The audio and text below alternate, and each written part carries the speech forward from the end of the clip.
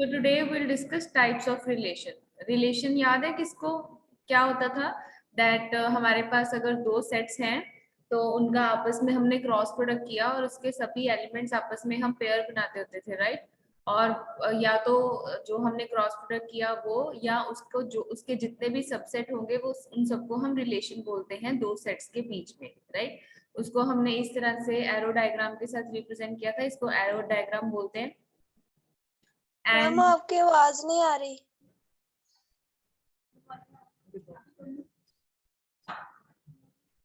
Ma'am मुझे भी आवाज नहीं आ रही, दोबारा ज्वाइन करते हैं हम। बाकी सबको आ रही है आवाज मेरी? जिनको नहीं आ यस मैम।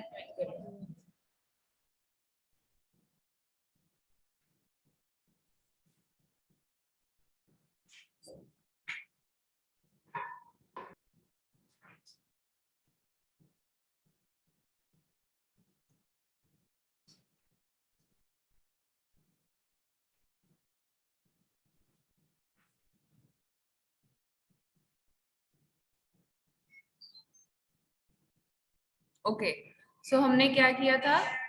हेडफोन लगाओ बच्चे। So what we did was कि हमारे पास दो सेट्स हैं, suppose 1 and 2, this is just for your revision, और एक सेट है बी। सो इन दो सेट्स के क्या रिलेशंस हो सकते हैं? एक तो रिलेशन हो सकता है पूरा रिलेशन जिसमें सभी एलिमेंट्स के पेयर हैं, 1 comma A, 1 comma B, 2 comma A and 2 comma B. इसके अलावा if I write like 1 comma A and 2 comma A, this is also a relation of set A and B. अगर मैं उसका और भी एलिमेंट्स अलग अलग लिखूंगी, जरूरी नहीं इसमें सभी एलिमेंट्स होने चाहिए, 1 comma A and 2 comma B, this is also a relation of these two sets. मतलब इन दोनों का हमने क्या करना है? क्रॉस प्रोडक्ट करना है। उसके बाद हमने डिस्कस किया था कि हम कैसे रिलेशंस में कितने एलिमेंट होंगे हमारे टोटल, वो हम देख सकते हैं 2 raised to power m and n, m into n, जिसमें m था number of elements in set A and number of elements in set B. तो उनका मल्टीप्लिकेशन करके 2 raised to power करेंगे तो नंबर ऑफ रिलेशंस हमारे पास आ जाते हैं कि हम कितने नंबर ऑफ रिलेशंस दो सेट्स में बना सकते हैं।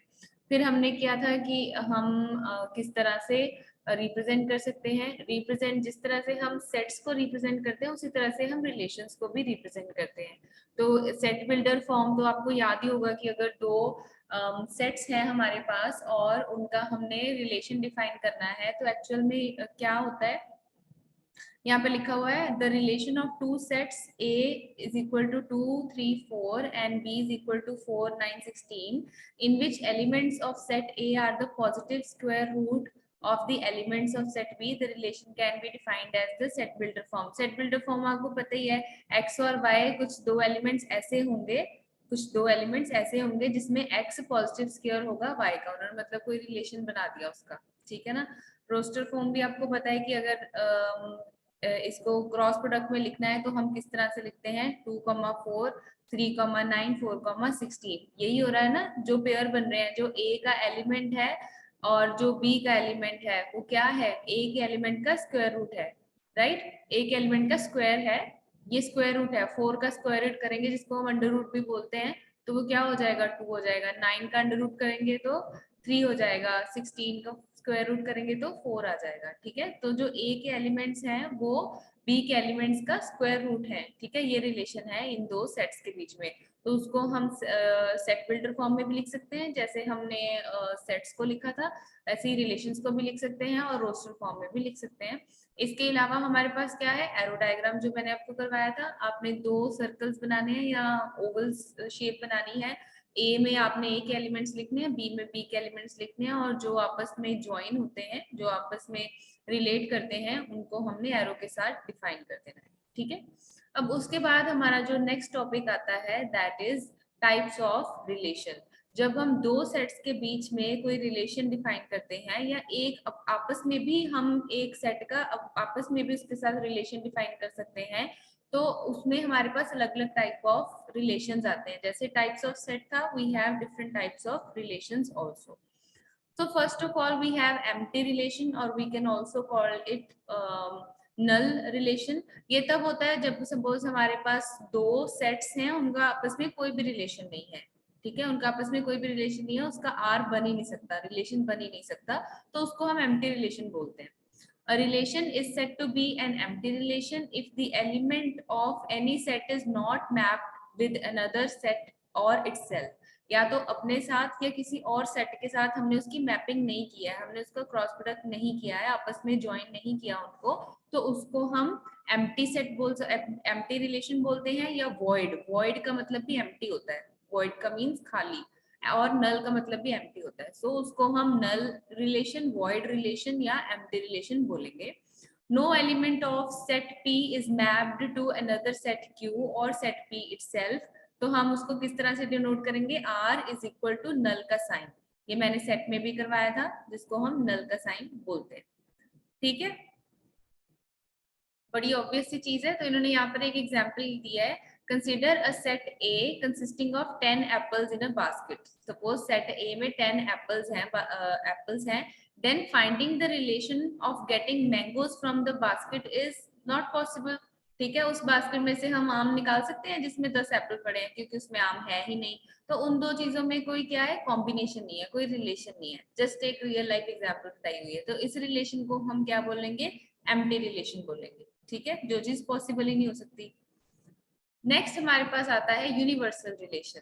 यूनिवर्सल रिलेशन मीन सपोज हमारे पास दो, वही जो मैं आपको अभी तक करके बता रही हूँ, सपोज हमारे पास दो सेट्स हैं जिसमें हमारे पास कुछ एलिमेंट्स हैं 1 2 3, इसमें है हमारे पास एप्पल कॉमा ऑरेंज, ठीक है, जब हमारे पास हर एक एलिमेंट एक सेट का दूसरे सेट के हर एक एलिमेंट के साथ मैप होता है, तो उसको हम यूनिवर्सल रिलेशन बोलते हैं, कि कोई भी हमारे पास पेयर नहीं रहना चाहिए। जो मैं आपको सबसे पहले रिलेशन बना के दिखाती हूँ वो यूनिवर्सल रिलेशन ही होता है, जिसमें हमारे पास एवरी पेयर इज अवेलेबल, 1 का एप्पल के साथ पेयर, 2 का एप्पल के साथ पेयर, 3 का एप्पल के साथ पेयर, इसी तरह से 1 का ऑरेंज के साथ पेयर, ठीक है, 2 का ऑरेंज के साथ पेयर एंड 3 का ऑरेंज के साथ पेयर।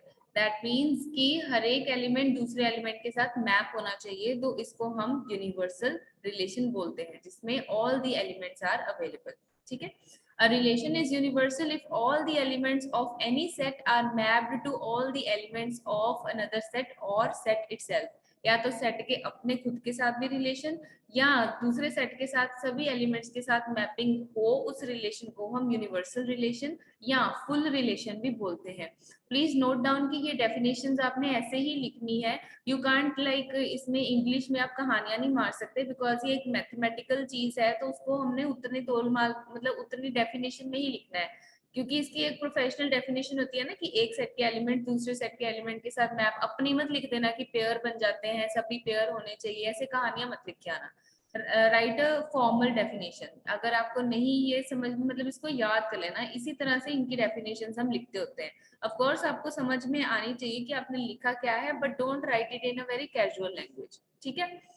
सो अच्छा, अब इनका ये क्या मतलब है कि सेट का अपने साथ क्या रिलेशन, सपोज मेरे पास सेट में दो एलिमेंट्स हैं 1, 2, ठीक है, तो इसका रिलेशन मेरे पास क्या बनेगा, यूनिवर्सल रिलेशन 1 का 1 के साथ पेयर, 1 का 2 के साथ पेयर, ठीक है, 2 का 1 के साथ पेयर एंड 2 का 2 के साथ पेयर, ठीक है, ये होता है रिलेशन विद इटसेल्फ। क्या किया मैंने, ए का ए के साथ ही रिलेशन बना दिया, ठीक है, 1 का खुद के साथ पेयर, 1 का 2 के साथ पेयर, फिर 2 का 1 के साथ पेयर और 2 का खुद के साथ पेयर, ठीक है, इसको हम बोलते हैं रिलेशन विद इटसेल्फ, अपने साथ ही रिलेशन बना देना, ठीक है। सो ये फिर से उसको रिपीट किया हुआ है, दैट रिलेशन आर तभी यूनिवर्सल होता है when all elements of set P is mapped with all elements set of set Q और set P itself. R is equal to P into P और R is equal to P cross Q, ठीक है, आपस में P का P के साथ या पी का किसी और सेट के साथ पूरा हमने रिलेशन बनाना है, ठीक है। यहाँ पर एग्जाम्पल दी हुई है, consider set P consist of all whole numbers, set P में सभी होल नंबर्स हैं, and set Q consist of all integers, set जो Q है उसमें हमारे पास सभी इंटीजर्स है, whole number means positive numbers हैं P में, और Q में इंटीजर्स हैं, मतलब नेगेटिव और पॉजिटिव दोनों हैं, then the relation R P mapping Q is universal because all the elements of P are there in the set Q. ठीक है, P के सभी एलिमेंट सेट Q में होंगे, राइट? तो उनका आपस में क्या रिलेशन है? यूनिवर्सल रिलेशन बनेगा आपस में। उसके बाद हमारे पास नेक्स्ट आता है आइडेंटिटी रिलेशनशिप, जिसको हम कैपिटल I के साथ डिनोट करते हैं। आइडेंटिटी रिलेशनशिप क्या कहता है कि अगर हमारे पास एक सेट है, ठीक है, और उसका हमने उसके खुद के साथ ही क्रॉस प्रोडक्ट किया या रिलेशन बनाया, तो उसमें सेम एलिमेंट्स होने चाहिए। फॉर एग्जाम्पल मैं इसी को ही लेती हूँ दोबारा, A इज इक्वल टू 1, 2, 3, ठीक है। हमने रिलेशन में करना तो A क्रॉस A है, उसका आपस के साथ ही रिलेशन बनाना है, लेकिन उस रिलेशन में सिर्फ वही एलिमेंट्स होने चाहिए जो आपस में इक्वल है, 2, 2, 3, 3, ठीक है, ठीक है। A और A का पेयर बनाना है, यहाँ पर A डिनोट कर रही हूँ elements of set A, elements of set A, मतलब जब A का खुद के साथ ही हमने रिलेशन बनाना है, तो हमने सिर्फ सेम वाले जब एलिमेंट्स का आपस में पेयर बनाया, तो उसको हम आइडेंटिटी रिलेशन बोलते हैं, I, ठीक है। इसमें कोई और 2, 3 नहीं होगा, 3, 2 नहीं होगा, 3, 1 नहीं होगा, ठीक है। सिर्फ आपस में जो सेम एलिमेंट्स हैं उनका ही आपस में अगर रिलेशन में पेयर एग्जिस्ट करता है, तो उसको हम कौन सा रिलेशन बोलते हैं? आइडेंटिटी रिलेशन बोलते हैं। A relation is said to be an identity relation if all the elements are related to itself. अगर खुद ही अपने साथ ही elements related है, 1, 1, 2, 2, 3, 3, 4, 4, जैसे यहाँ पर इन्होंने एग्जाम्पल ली हुई है, P is equal to 1, 2, 3, 4 and I बनाया हुआ है 1, 1, 2, 2, 3, 3 and 4, 4, ठीक है। ऑब्वियस सी चीजें, इसमें कुछ इतना मुश्किल नहीं है, सो दैट्स व्हाई मैं फास्ट ज्यादा फास्ट तो नहीं लग रहा, because it is very simple, ठीक है। No ma'am. उसके बाद हमारे पास आता है inverse relation. Inverse relation means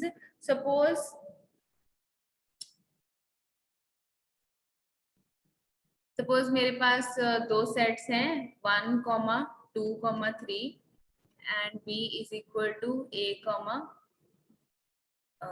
B, A, B ले लेते हैं। पहले इसका मैं यूनिवर्सल रिलेशन लिखती हूँ। यूनिवर्सल रिलेशन क्या होगा? 1, A, 1, B, 1, C, फिर सॉरी 2 लिख देते हैं, 2,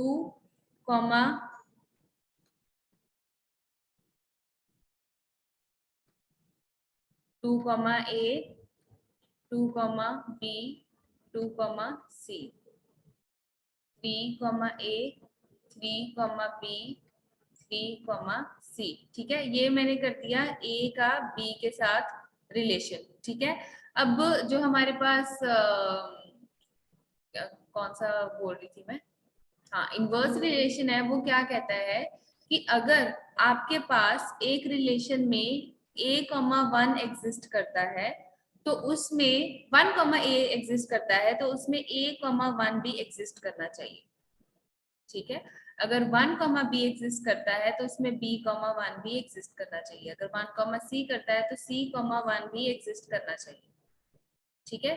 ये हमारा कहता है inverse relation. If a set with elements has the inverse pair of another set, then the relation is called inverse relation. ठीक है, हम उसको फिर inverse relation बोलेंगे, अकेला simple relation नहीं बोलेंगे। So consider करो कि हमारे पास एक P set में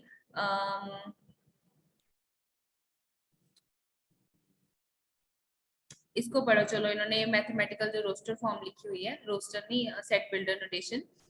सो consider R is equal to A, B, मतलब A के एलिमेंट्स हैं उसमें पहले लिखे हुए और B के एलिमेंट्स हैं। A एलिमेंट्स हैं जो P में हैं, बिलोंग करते हैं, और B एलिमेंट्स Q में बिलोंग करते हैं। Be the relation from set P to set Q, जो मैंने पहले बनाया आपको, ठीक है ना, जो मैंने ये वाला पहले सेट बनाया बिना इनके, ये हमारे पास आर रिलेशन था, जिसमें हमने A क्रॉस B किया था कि A के एलिमेंट्स मेरे पहले लिखे हुए थे और B के एलिमेंट्स मेरे बाद में लिखे हुए थे। लेकिन अगर हमने इसका रिवर्स जो है रिलेशन बनाना है, ठीक है, it will be known as reverse relation such that Q और P के आपस में जो एलिमेंट्स हैं वो भी बिलोंग करें। ठीक है, वही चीज लिखी हुई है नोटेशन में जो चीज मैंने आपको बताई है। ठीक है, सो अगर सपोज मैंने ये रिलेशन बनाया,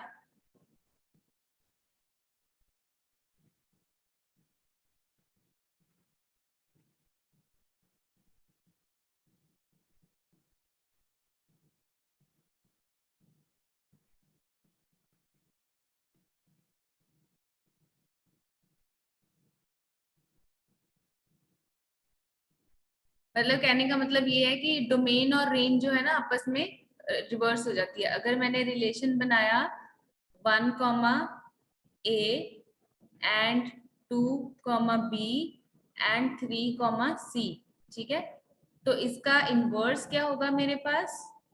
इनवर्स क्या होगा? a comma 1 b comma 2 and c comma 3। अगर आपको किसी रिलेशन का रिवर्स इनवर्स करने को बोले तो आपने क्या करना है, रिलेशन उसका बना के फिर उसका क्या कर देना है, हमने इनवर्स कर देना है। मतलब एक हिसाब से यहाँ पर रिलेशन क्या चल रहा है, a क्रॉस b, उसका उल्टा कर दिया तो b क्रॉस a।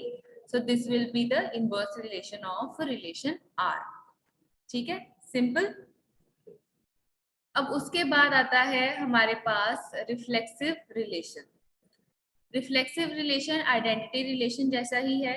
ठीक है, रिफ्लेक्सिव रिलेशन क्या कहता है कि वही कि अपने आप में वो अपने जितने भी एलिमेंट्स हैं उन सबके साथ मैपिंग होनी चाहिए, तो उसको हम रिफ्लेक्सिव रिलेशन बोलते हैं। ठीक है, वही सेम चीज है। इन्होंने पता नहीं रिपीट क्यों किया हुआ है, क्योंकि आइडेंटिटी रिलेशन भी वही सेम ही होता है और रिफ्लेक्सिव भी वही सेम ही होता है। इन दोनों में से ना कोई एक कर लेना, बिकॉज अलग अलग जैसे बुक्स भी देख लो या अलग अलग वेबसाइट्स देख लो ना, वहाँ पे types of relation there are very different. अगर मैं इसको फॉलो करूँ तो यहाँ पे पहले सीधा रिफ्लेक्सिव है, इररिफ्लेक्सिव है, यहाँ पर आइडेंटिटी रिलेशनशिप है ही नहीं। ठीक है ना, है नीचे जाके। ओके, रिलेशन आई,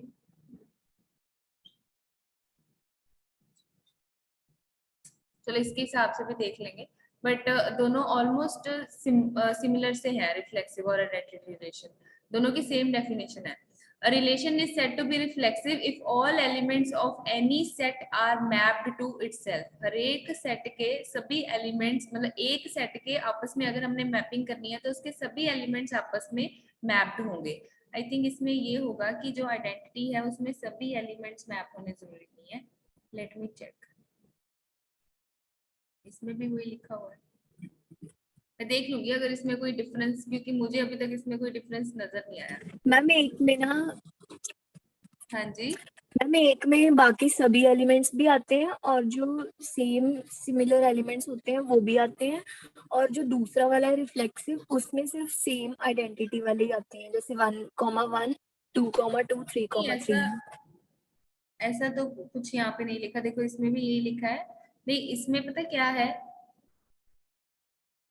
एक मिनट मुझे यहाँ देखने दो, मैंने मैम ये आइडेंटिटी में जब बाकी पढ़ाया था। एलिमेंट्स भी आते हैं। Identity relation I on set is reflexive, transitive and symmetric. So identity relation I is an equivalence relation.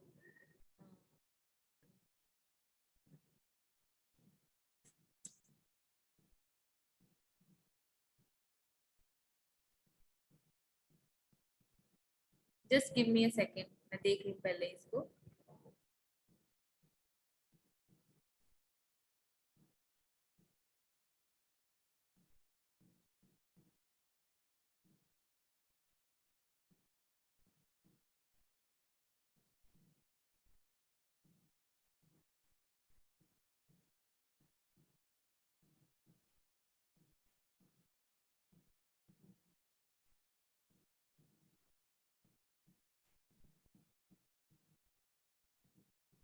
यहाँ पर इन्होंने वो सेम लिखा हुआ है।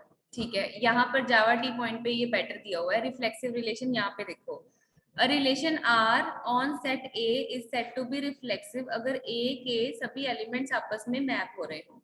ठीक है, खुशी सही बोल रही थी, जैसे हमारे पास अगर ए है, राइट, और उसमें हमारे पास 1,2,3 तीन एलिमेंट्स हैं, तो आइडेंटिटी रिलेशन क्या होगा कि इसमें सिर्फ हमारे पास 1,1 एंड 2,2 एंड 3,3 होगा जो आपस में ही होंगे।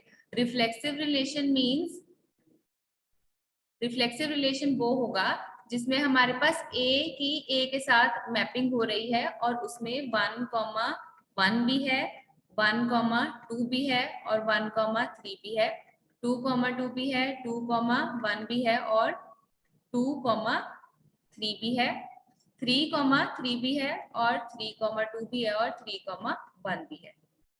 ठीक है, रिफ्लेक्सिव रिलेशन वो होता है कि ए का आपस में ही हमारे पास क्रॉस प्रोडक्ट हो। लेकिन इससे पहले जो हमने एक और किया है, ये इनवर्स रिलेशन हो गया। आइडेंटिटी रिलेशन सिर्फ सिमिलर एलिमेंट्स में इक्वल होनी चाहिए, यूनिवर्सल मींस दो सेट्स में। ठीक है, मैं दोबारा से एक बार बता देती हूँ, ध्यान से देखो। रिफ्लेक्सिव मींस करना तो हमने आपस में ही एक रिलेशन का आपस में ही क्रॉस प्रोडक्ट करना है। जब हमारे पास सिर्फ हमने सेम एलिमेंट्स लिखे रिलेशन में, ठीक है, 1,1 का पेयर लिखा और 2,2 का पेयर लिखा, तो ये कौन सा रिलेशन हुआ? Identity relation. और रिफ्लेक्सिव रिलेशन क्या होगा? जब हमने उनका आपस में पेयर बनाया, 1,2 एंड 1,1 दोनों, 2,1 भी और 2,2 भी। ठीक है, राइट खुशी, यही कह रहे थे आप? यस मैम, रिफ्लेक्सिव में कोई एक भी पेयर होना चाहिए सिमिलर, जैसे 1,1 2,2। राइट, उनका आपस में रिलेशन, मतलब आपस में एलिमेंट्स का कोई भी मैपिंग होनी चाहिए। तो जरूरी नहीं है कि वो सेम हो, लेकिन जब जरूरी हो कि दोनों पेयर्स में सेम चीज हो, वो होता है हमारा आइडेंटिटी रिलेशनशिप। यहाँ पर इन्होंने गलत लिखा हुआ है, जावा टी पॉइंट पे सही लिखा हुआ है। ठीक है, उसके बाद आता है हमारे पास सिमेट्रिक रिलेशन। अब सिमेट्रिक रिलेशन क्या कहता है? A relation is said to be symmetric in which the ordered pair of a set and the reverse ordered pair of set are available। अब इसमें और इनवर्स रिलेशन में कंफ्यूजन हो सकती है। अब इनवर्स रिलेशन क्या कहता था कि अगर मेरे पास एक सेट है 1,2 और दूसरा मेरे पास सेट है 2,3,4, ठीक है। तो इनवर्स सबसे पहले तो अगर हमने रिलेशन बनाना है तो दो सेट्स के बीच में जब बनाया हमने रिलेशन 1,4 और 2,4, सपोज ये बनाया मैंने, ठीक है। तो इसका इनवर्स जो है वो इसका उल्टा आता था, 4,1 एंड 4,2, ठीक है। यही था ना इनवर्स रिलेशन। अब ये था जब हम दो सेट्स को कंसीडर करते थे और ये हमारे पास दो अलग अलग रिलेशन बनते थे, एक रिलेशन बनता था, एक इसका इनवर्स बनता था। लेकिन सिमेट्रिक रिलेशन जो है वो क्या कहता है कि हमारे पास एक ही रिलेशन में आपस में उनके पेयर्स होने चाहिए। अगर मैंने a कॉमा बी लिया है तो b कॉमा ए भी एक ही रिलेशन में अवेलेबल होना चाहिए, ठीक है, एक ही रिलेशन में अवेलेबल होना चाहिए। और ये एक ही सेट के ऊपर अप्लाई होता है। जो इनवर्स है वो दो सेट्स के ऊपर अप्लाई होता था ना, अगर वही हमने एक ही सेट के ऊपर अप्लाई करना है, अगर मैंने a इज इक्वल टू 1,2 लिया है, ठीक है, और इसी का मैंने क्रॉस प्रोडक्ट किया, r is equal to 1,2 and 1,1 and 2,1, ठीक है। इस सेट को मैं सिमेट्रिक सेट बोलूंगी। क्यों? क्योंकि अगर मेरे पास 1,2 अवेलेबल है तो मेरे पास इसी रिलेशन में 2,1 भी अवेलेबल है। अगर मेरे पास यहाँ 1,1 अवेलेबल है, क्योंकि ये सेम है, इसको दोबारा लिखने की जरूरत नहीं है, तो इसको मैं सिमेट्रिक बोलूंगी। लेकिन अगर मैं कोई ऐसा रिलेशन लिखती हूँ जिसमें मैंने यहाँ पर 1,2 लिखा है और 1,1 लिखा है और इसको खत्म कर दिया, तो इसको मैं एसिमेट्रिक रिलेशन बोलूंगी, ठीक है। इसको मैं सिमेट्रिक नहीं बोल सकती, क्योंकि अगर मेरे पास यहाँ 1,2 का पेयर अवेलेबल है तो मेरे पास यहाँ पर 2,1 का इसी रिलेशन में पेयर अवेलेबल नहीं है, ठीक है। ये थोड़ा सा इनवर्स के साथ मिलता है, लेकिन ये देखना कि इनवर्स होता है कि हमारे पास दो सेट्स हैं, उनका रिलेशन बनाया और उसका उल्टा हमने अलग रिलेशन बनाया, तो उसको हम इनवर्स रिलेशन बोलते हैं। लेकिन अगर हमारे पास एक ही सेट है, एक और एग्जांपल ले लेते हैं, एक ही सेट है मेरे पास ए, जिसमें a, b, c, d ये एलिमेंट्स हैं, तो एक रिलेशन मैं यहाँ पर लिखती हूँ a, b, c, d and b, c and d, c, ठीक है। एक मैंने ये रिलेशन लिखा और एक मैंने लिखा a, b, b, c, c, b, b, a and b, b। मुझे कोई बताएगा इन दोनों में से सिमेट्रिक कौन सा है और एसिमेट्रिक कौन सा है?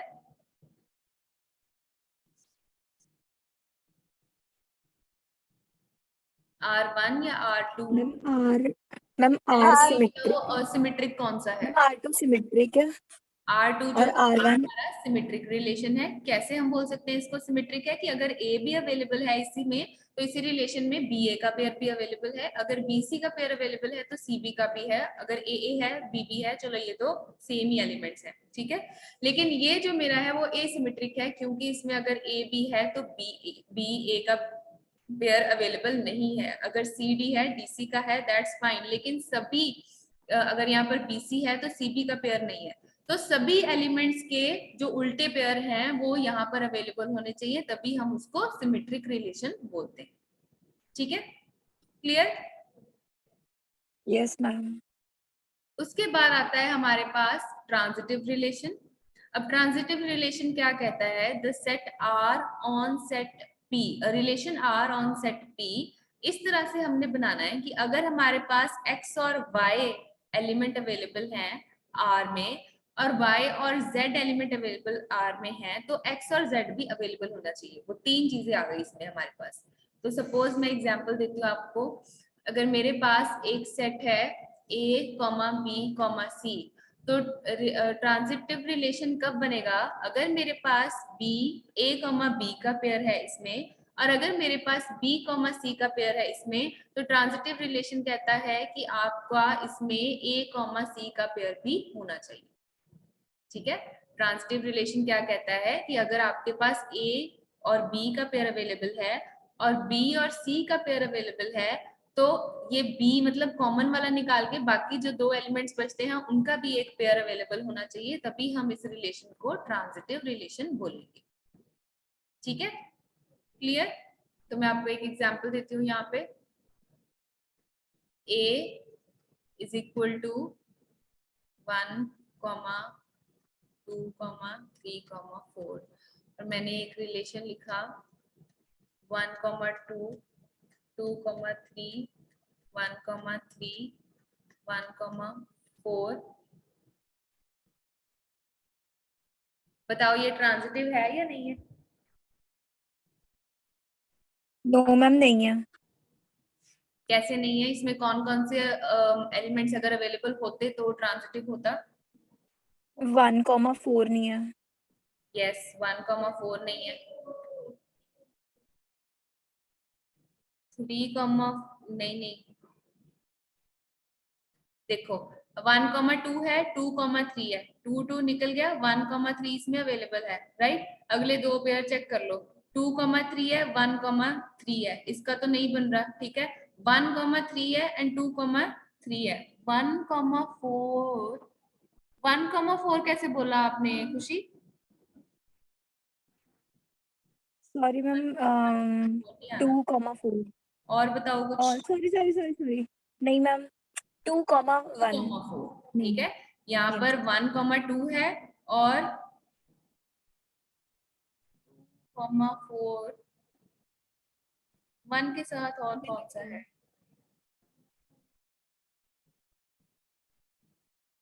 नहीं बच्चे, 2, 4 भी नहीं आएगा। आपने सेकंड एलिमेंट देखना है, दोनों का सेकंड एलिमेंट देखना है। सपोज अगर मैं यहाँ पर लिखती 2, 4 होता अगर यहाँ पे, तो यहाँ पर 1, 4 आना चाहिए था, ठीक है।